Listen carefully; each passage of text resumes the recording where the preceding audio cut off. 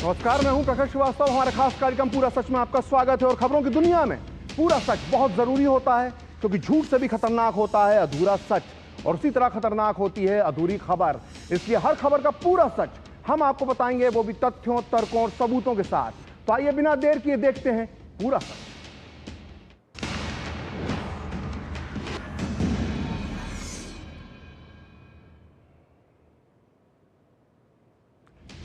तो आइए अब सीधे चलते हैं ब्राजील, जहां पर द्विपक्षीय बातचीत हो रही है। और ब्राजील में बोल्विया के राष्ट्रपति के साथ पीएम मोदी की ये मुलाकात हो रही है। द्विपक्षीय बातचीत अब से थोड़ी देर पहले प्रधानमंत्री मोदी और बोल्विया के राष्ट्रपति के बीच में हुई है। सीधी तस्वीरें ब्रिक्स समिट से आ रही हैं, ब्राजील से आ रही हैं।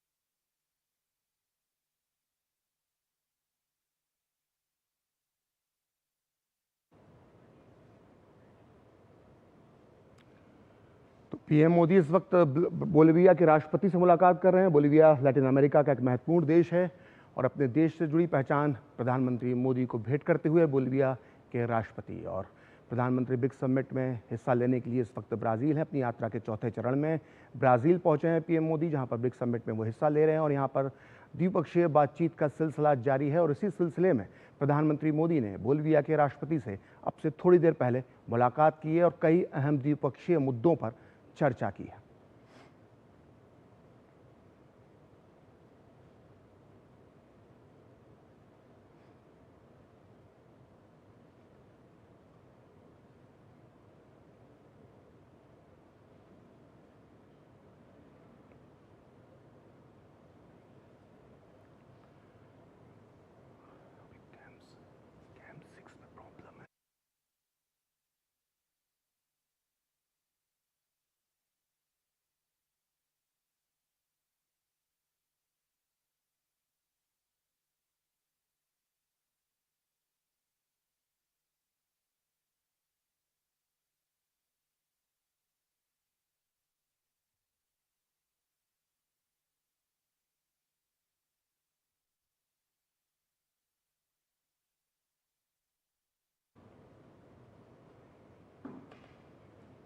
तो आज पूरा सच के जरिए हम वो सवाल उठाने जा रहे हैं जो सिर्फ भारत का प्रश्न नहीं है, यह न्याय का प्रश्न है, संतुलन का प्रश्न है, और दुनिया की उस सबसे बड़ी पंचायत की विश्वसनीयता का प्रश्न है जिसे हम संयुक्त राष्ट्र कहते हैं। क्या आज भी हम यूएन की सिक्योरिटी काउंसिल को न्याय संगत कह सकते हैं, जिसमें 140 करोड़ की आबादी वाले दुनिया के सबसे बड़े लोकतंत्र भारत की आवाज स्थायी नहीं है? भारत वो भूमि है जिसने बुद्ध को जन्म दिया, जो युद्ध नहीं शांति और संवाद में विश्वास रखती है। भारत वो राष्ट्र है जिसने ना परमाणु हथियारों से दुनिया को धमकाया, ना सैन्य गठजोड़ों की ढाल में कभी जाकर छुपा। हमने हमेशा वैश्विक उत्तरदायित्व का रास्ता अपनाया। अब एक बार फिर प्रधानमंत्री मोदी ने सुरक्षा परिषद में भारत को जगह देने की मांग उठाई है। आज पूरा सच में हम आपको भारत के इस हक का पूरा सच बताएंगे, साथ ही खोलेंगे वो राज जिसे हमेशा आपसे छुपा कर रखा गया। आज हम आपको बताएंगे कि कैसे आजादी के बाद भारत को मिलने वाली थी सुरक्षा परिषद में परमानेंट सीट, लेकिन नेहरू ने चीन के लिए इसे ठुकरा दिया। आज हम आपके सामने वो सबूत पेश करेंगे जो आज से पहले आपने कभी नहीं देखे होंगे। तो शुरू करते हैं पूरा सच पूरे विस्तार के साथ। तो ब्राजील में ब्रिक्स देशों के शिखर सम्मेलन में संयुक्त राष्ट्र सुरक्षा परिषद में सुधार के मुद्दे पर भारत को बहुत बड़ी कामयाबी मिली। ब्रिक्स शिखर सम्मेलन के संयुक्त घोषणा पत्र में संयुक्त राष्ट्र सुरक्षा परिषद के विस्तार पर भी सहमति जताई गई है, और संयुक्त राष्ट्र सुधारों का जोरदार तरीके से समर्थन किया गया है। ब्रिक्स ने कहा है कि सुरक्षा परिषद में सुधार के जरिए ग्लोबल साउथ यानी विकासशील देशों की आवाज को और ज्यादा ताकत मिलना चाहिए। सुरक्षा परिषद के स्थायी सदस्य के तौर पर चीन और रूस ने सुरक्षा परिषद में भारत और ब्राजील को बड़ी भूमिका देने पर जोर दिया गया।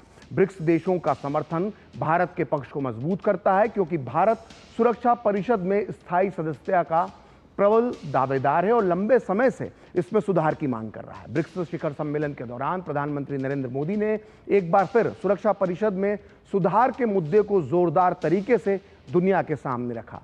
रिफॉर्म ऑफ ग्लोबल गवर्नेंस सत्र को संबोधित करते हुए पीएम मोदी ने कहा कि 20वीं सदी में बने ग्लोबल संस्थानों में मानवता के 2/3 हिस्से को पर्याप्त प्रतिनिधित्व नहीं मिला है।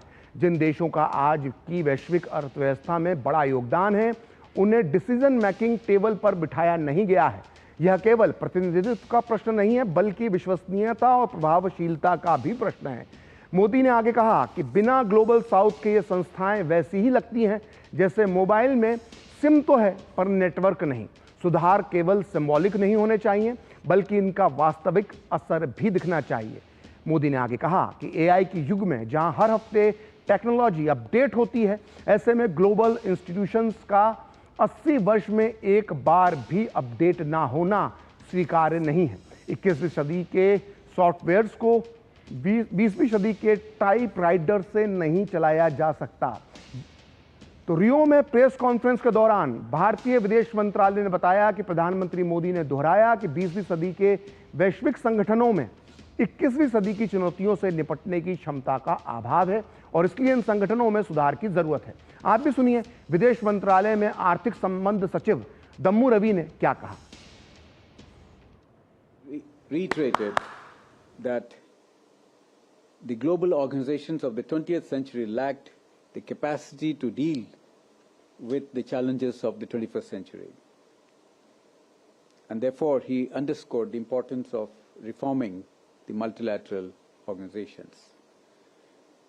He called for a multipolar and inclusive world order and stated that the global governance institutions, particularly the UN Security Council, the IMF, the World Bank, and the WTO must undergo urgent reform to reflect the contemporary realities and times. तो जानकार भी कह रहे हैं कि प्रधानमंत्री मोदी ने इस बयान के जरिए साफ संदेश दिया है कि 21वीं सदी की दुनिया और इसके हालात के मद्देनजर ग्लोबल संस्थाओं में सुधार होना समय की मांग है। आप भी सुनिए विदेश मामलों के जानकार प्रोफेसर राजेंद्र कुमार समझा रहे हैं इस बयान के मायने।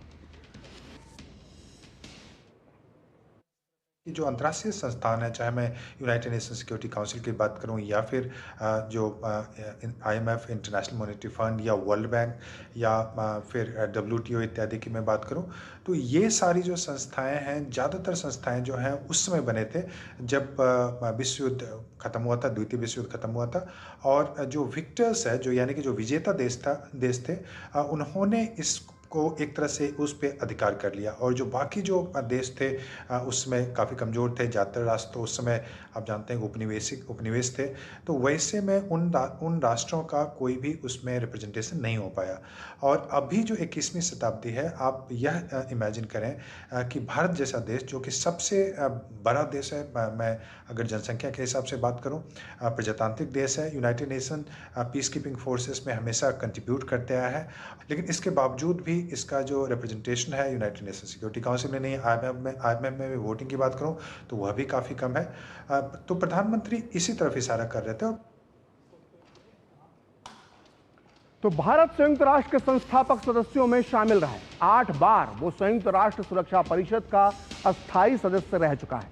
पिछली बार भारत 2021-2022 में सुरक्षा परिषद का अस्थायी सदस्य बना था और चूंकि UNSC का अध्यक्ष हर महीने बदलता है, इसलिए भारत ने अपने अस्थायी कार्यकाल के दौरान कई बार सुरक्षा परिषद की अध्यक्षता भी की है। भारत की विकास गाथा के चलते कई क्षेत्रीय और वैश्विक मंचों पर संयुक्त राष्ट्र सुरक्षा परिषद में भारत की स्थायी सदस्यता की मांग अलग अलग मौकों पर लगातार उठती रही है। भारत की सुरक्षा परिषद में स्थायी सदस्यता की दावेदारी मजबूत है क्योंकि यह जनसंख्या, आर्थिक विकास और शांति मिशनों में योगदान जैसे मानदंडों को पूरा करता है। पीएम मोदी के कूटनीतिक प्रयासों ने भारत की स्थिति को और भी ज्यादा मजबूत किया है। साथ ही भारत की इस दावेदारी को अमेरिका, ब्रिटेन, फ्रांस, रूस समेत 50 से ज्यादा देशों का समर्थन हासिल है। और दुनिया के हर कोने से भारत की स्थायी सदस्यता की दावेदारी को समर्थन मिलता रहा है। इसी वजह से अब ये कहा जाने लगा है कि भारत सुरक्षा परिषद में जो परमानेंट मेंबरशिप है उसकी मिलना तय है, और सवाल अगर का नहीं बल्कि कब का है। तो आइए अब देखते हैं कि कौन कौन से वो प्रमुख देश हैं जिन्होंने संयुक्त राष्ट्र सुरक्षा परिषद में भारत की परमानेंट मेंबरशिप की दावेदारी का समर्थन किया है।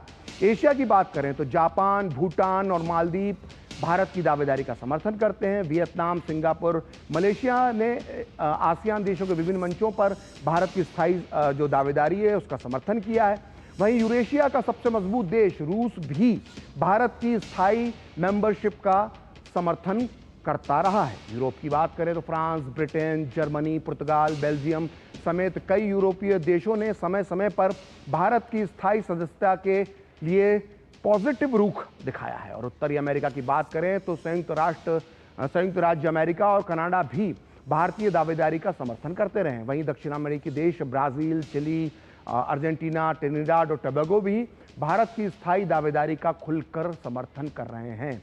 और अफ्रीका की बात करेंगे तो अफ्रीकी संघ, दक्षिण अफ्रीका, नाइजीरिया और केन्या जैसे कई देशों ने भारत की परमानेंट मेंबरशिप की दावेदारी का समर्थन किया है। इनके अलावा क्वाड समूह के सदस्यों के रूप में ऑस्ट्रेलिया ने भी यूएनएससी में सुधार और भारत की स्थायी दावेदारी का समर्थन किया है। न्यूजीलैंड ने भी सुरक्षा परिषद की स्थायी दावेदार बनाने के लिए नई दिल्ली के प्रयास का समर्थन किया है। तो आइए अब आपको यह भी बता दें कि जिस संयुक्त राष्ट्र सुरक्षा परिषद की बात हो रही है वो है क्या और भारत इसकी दावेदारी क्यों कर रहा है। दूसरे विश्व युद्ध के बाद शांति प्रिय देशों के संगठन के रूप में 1945 में संयुक्त राष्ट्र का गठन हुआ। इसके साथ ही सुरक्षा परिषद का गठन संयुक्त राष्ट्र के प्रमुख अंग के रूप में हुआ। इसे जिम्मेदारी दी गई अंतर्राष्ट्रीय शांति और सुरक्षा को बनाए रखने की, और सुरक्षा परिषद की पहली बैठक हुई साल 1946 में।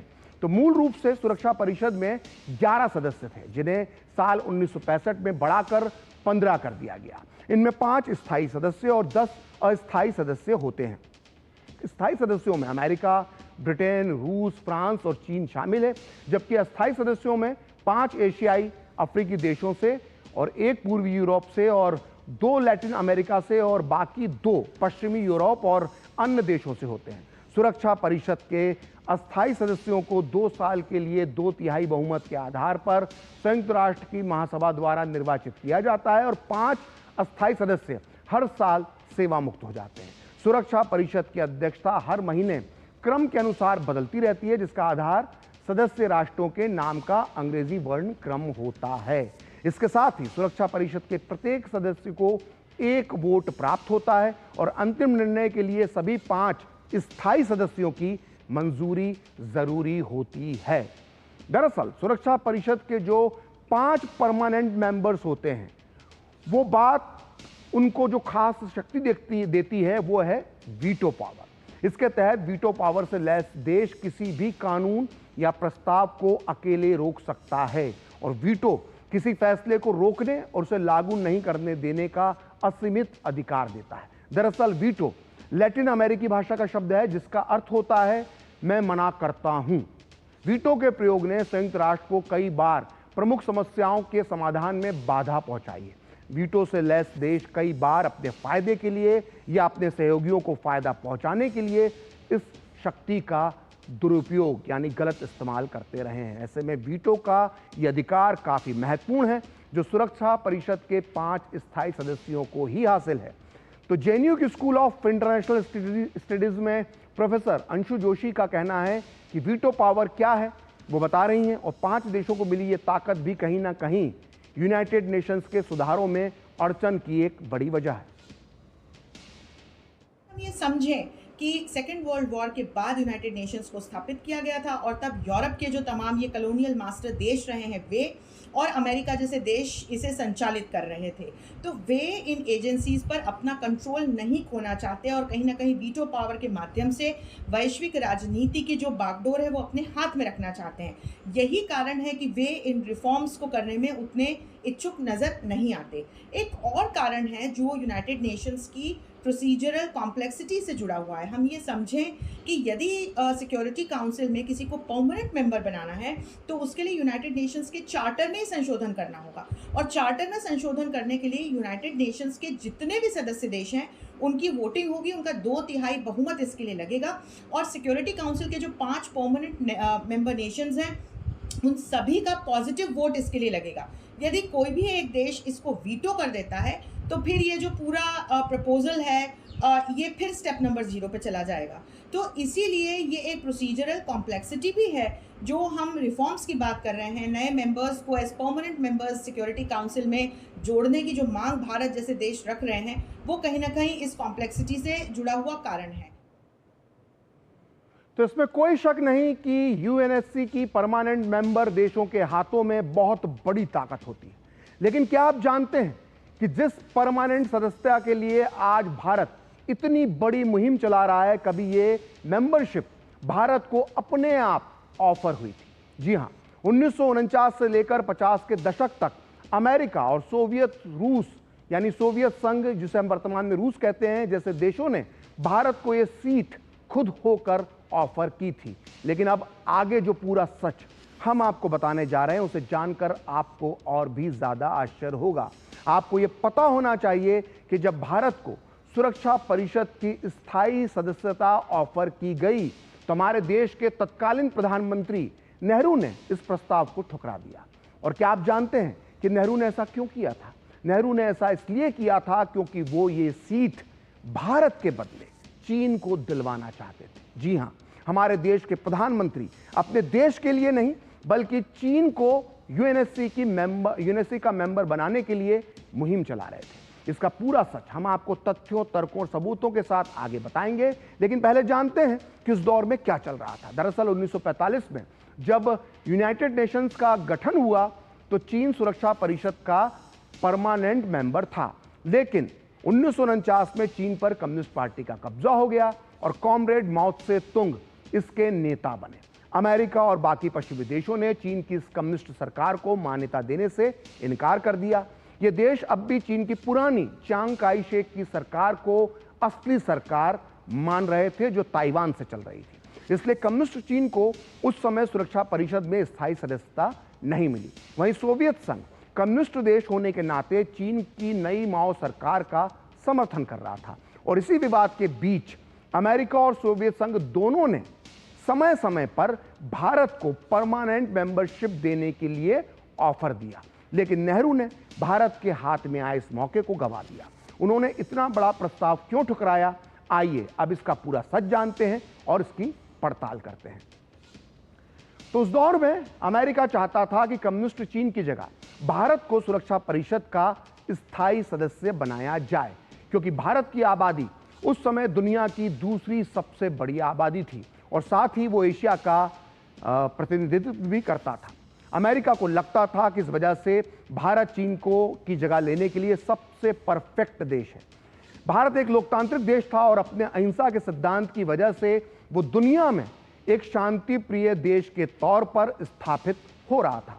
अमेरिकी सरकार के अंदर में जब भारत को यूनाइटेड नेशंस सिक्योरिटी काउंसिल में परमानेंट मेंबरशिप देने पर चर्चा चल रही थी, तब इसकी खबर अमेरिका में भारत की तत्कालीन राजदूत विजय लक्ष्मी पंडित को मिली। आपको बता दें कि विजय लक्ष्मी पंडित प्रधानमंत्री नेहरू की सगी बहन थी। उन्होंने 24 अगस्त 1950 को अपने बड़े भाई और प्रधानमंत्री नेहरू को एक पत्र लिखा जिसमें वो लिखती हैं कि प्रिय भाई, अमेरिका के विदेश मंत्रालय में चर्चा चल रही है कि यूएनएससी में चीन को हटाकर वो सीट भारत को दे दी जाए। अमेरिकी विदेश मंत्रालय को इसके पक्ष में जनमत बनाने के लिए कहा गया है, लेकिन मैंने हम लोगों का रुख उन्हें बता दिया है और ये उन्हें यह भी कहा है कि वो इस मामले में धीमी गति से चलें, क्योंकि भारत में इसका गर्मजोशी के साथ स्वागत नहीं किया जाएगा।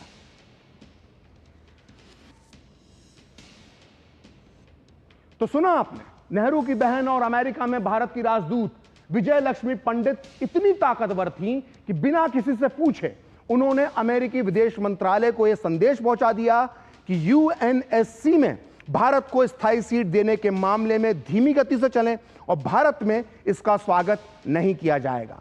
अब आप सोचिए, क्या अगर भारत को यह सीट मिलती तो क्या भारत के लोग इसका स्वागत नहीं करते? अब आगे सुनिए। इस पत्र के जवाब में पीएम नेहरू ने अपनी बहन विजय लक्ष्मी पंडित को क्या लिखा। 30 अगस्त 1950 को नेहरू अपनी बहन को लिखते हैं कि जैसा कि तुमने लिखा है कि अमेरिकी विदेश मंत्रालय यूएनएससी में चीन को हटाकर भारत को उस पर बैठाने का प्रयास कर रहा है। जहां तक हमारी बात है, हम इसका समर्थन नहीं करेंगे। हमारी नजर में यह एक बुरी बात होगी। यह चीन का साफ साफ अपमान होगा। इससे चीन और हमारे संबंध भी बिगड़ जाएंगे। मैं जानता हूं कि हमारे इस रुख को अमेरिका पसंद नहीं करेगा, लेकिन हम इस रास्ते पर नहीं चलना चाहते। हम सुरक्षा परिषद में चीन की सदस्यता का समर्थन देते रहेंगे। तो 1950 के बाद भी अमेरिका चाहता था कि चीन के बजाय भारत को यूएनएससी में परमानेंट सीट मिले, लेकिन पंडित नेहरू की जिद थी कि ये इस जगह पर जो है पहला हक चीन का है और चीन को ही ये सीट मिलना चाहिए। इसी बीच 1955 में एक बार फिर अमेरिका ने भारत को इसी मामले पर अनौपचारिक प्रस्ताव दिया, लेकिन नेहरू ने इसे फिर ठुकरा दिया। नेहरू ने ऐसा क्यों किया, इसकी वजह भी उन्होंने खुद बताई थी। दरअसल इसी दौरान नेहरू ने 2 अगस्त 1955 को एक नोट लिखा था और यह नोट प्रकाशित हुआ है selected works of Jawaharlal Nehru की सीरीज 2 के वॉल्यूम 29 के पेज नंबर 302 पर। नेहरू उसमें जो लिखते हैं उसे आप बहुत ध्यान से सुनिए। अनौपचारिक तौर पर अमेरिका ने यह सुझाव दिया है कि सुरक्षा परिषद में चीन की जगह भारत को शामिल किया जाए, लेकिन हम स्वाभाविक रूप से इस सुझाव को स्वीकार नहीं कर सकते, क्योंकि इसका अर्थ चीन से टकराव लेना होगा। यह चीन जैसे महान देश के साथ अत्यंत अन्यायपूर्ण होगा कि उसे सुरक्षा परिषद में स्थान ना मिले। इसलिए हमने ये बात उन्हें यानी अमेरिका को साफ तौर पर बता दी है कि हम इससे सहमत नहीं हैं। हमने तो ये तक कह दिया है कि भारत इस समय सुरक्षा परिषद में प्रवेश को लेकर उत्सुक नहीं है। हालांकि एक महान देश होने के नाते हमें वहां होना चाहिए। सबसे पहला कदम यह होना चाहिए कि चीन को उसका उचित स्थान मिले और उसके बाद ही भारत का प्रश्न अलग से विचार के लिए आ सकता है। तो पंडित जवाहरलाल नेहरू ने यह नोट 2 अगस्त 1955 को लिखा था। तो नेहरू ने ना केवल बार बार यूएनएससी की परमानेंट सीट को ठोकर मार रहे थे बल्कि वो दूसरी तरफ चीन के पक्ष में एक तरह से मुहिम भी चला रहे थे। यहां तक कि उन्होंने अमेरिका को भी इस बात पर राजी करने की कोशिश की कि वो यूएनएससी की सीट कम्युनिस्ट चीन को दे दे। और इस बात के पुख्ता सबूत मिलते हैं नेहरू की अमेरिकी यात्रा के दौरान, जो दिसंबर 1956 में हुई थी।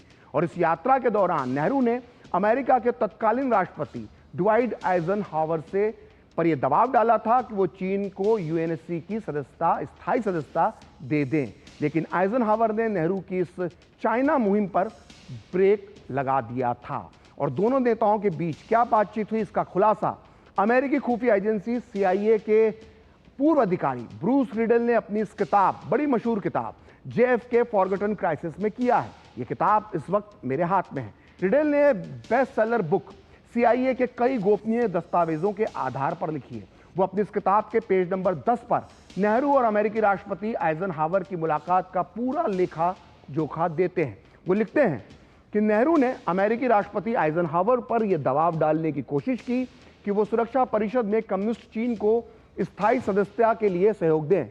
नेहरू ने राष्ट्रपति आइजनहावर से कहा कि चीन की कम्युनिस्ट सरकार 60 करोड़ लोगों का प्रतिनिधित्व करती है, उसे आज नहीं तो कल सुरक्षा परिषद में जगह देनी ही होगी। इस पर राष्ट्रपति आइजनहावर के दिमाग में कोरिया युद्ध में चीन की भूमिका उन्हें याद आ गई। इसलिए उन्होंने नेहरू के सामने सुरक्षा परिषद में चीन के प्रवेश पर अपनी असहमति जता दी। तो पूरा सच में वक्त है एक ब्रेक का, और ब्रेक के बाद करेंगे एक ऐसा खुलासा जिस पर शायद आपको यकीन ना हो, लेकिन हम बताएंगे आपको इस मामले का पूरा सच।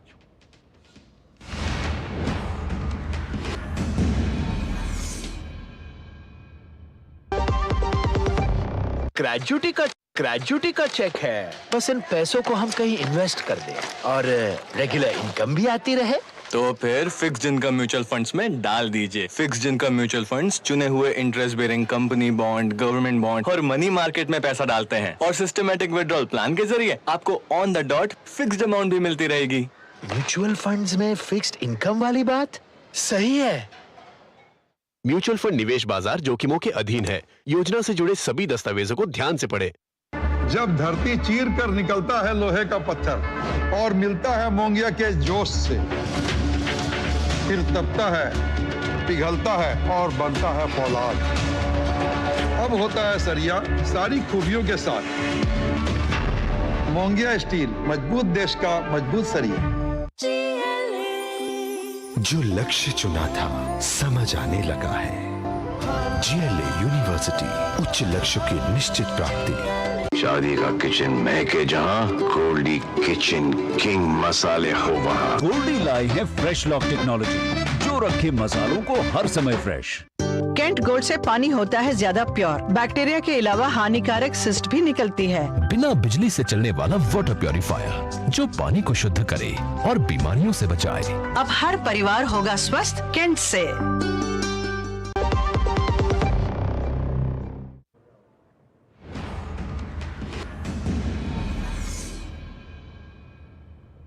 तो ब्रेक के बाद पूरा सच में आपका फिर से स्वागत है और अब मैं पूरा सच में एक ऐसा खुलासा करने जा रहा हूं जिस पर शायद आपको यकीन ना हो। अगर आप सोचते हैं कि 1962 के चीनी हमले के बाद हमारी तत्कालीन नेहरू सरकार ने यूएन में चीन की एंट्री का समर्थन करना बंद कर दिया होगा तो आप गलत हैं। जी हां, आपने सही सुना। 1962 के युद्ध में धोखा खाने के बाद भी हमारी तत्कालीन सरकार इस बात का समर्थन कर रही थी कि चीन को संयुक्त राष्ट्र में जगह मिलना चाहिए। दरअसल 1963 में यानी चीनी हमले के करीब एक साल बाद संयुक्त राष्ट्र महासभा का 18वां सत्र आयोजित हुआ। इस सत्र में भारतीय प्रतिनिधि मंडल का नेतृत्व प्रधानमंत्री नेहरू की बहन विजय लक्ष्मी पंडित कर रही थी और उन्होंने इस सत्र में चीन को एंट्री देने के मुद्दे पर न केवल चीन का समर्थन किया था बल्कि चीन के पक्ष में भारत ने वोट भी डाला था। सोचिए, चीनी हमले के एक साल बाद यूएन में हम चीन की सदस्यता पर उसके पक्ष में वोट डाल रहे थे। जी हां, भारत ने उस प्रस्ताव के पक्ष में मतदान किया जो ताइवान की जगह चीन के प्रतिनिधियों को लाने की मांग करता था और इसका सबूत मिलता है भारत सरकार के विदेश मंत्रालय की इस वार्षिक रिपोर्ट में जो वर्ष 1964 में छापी गई थी और इसमें वर्ष 1963 और 64 के विदेश मंत्रालय के कामकाज का लेखा जोखा था। और इस रिपोर्ट के पेज नंबर 85 पर लिखा हुआ है कि संयुक्त राष्ट्र में चीन के प्रतिनिधित्व के प्रश्न पर चर्चा हुई जिसमें अल्बानिया कंबोडिया के उस प्रस्ताव को अस्वीकार कर दिया गया जिसमें ताइवान के प्रतिनिधियों को हटाकर उनके स्थान पर चीन के प्रतिनिधियों को लाने की मांग की गई थी। लेकिन भारत ने इस प्रस्ताव के पक्ष में मतदान किया क्योंकि हम संयुक्त राष्ट्र के सदस्यता के संदर्भ में सर्वव्यापकता के सिद्धांत का समर्थन करते थे। भारत यह मानता था कि चीन का प्रतिनिधित्व होना आवश्यक है ताकि वो उस संगठन की जिम्मेदारियों और अनुशासन के अधीन आ सके। हालांकि सामान्य बहस के दौरान भारत की प्रतिनिधि ने यह भी कहा कि चीन ने भारत पर आक्रमण किया है और वो अब भी भारतीय क्षेत्र पर कब्जा किए हुए है। तो ये भारतीय विदेश मंत्रालय की 1963-64 की रिपोर्ट है और उसमें इतना बड़ा खुलासा हुआ है। तो आज पूरा सच में इतना ही। कल फिर होगी आपसे मुलाकात अपने इस खास कार्यक्रम पूरा सच में किसी और सियासी मुद्दे की पड़ताल के साथ। तो मुझे और मेरी पूरी टीम को दीजिए अनुमति। नमस्कार।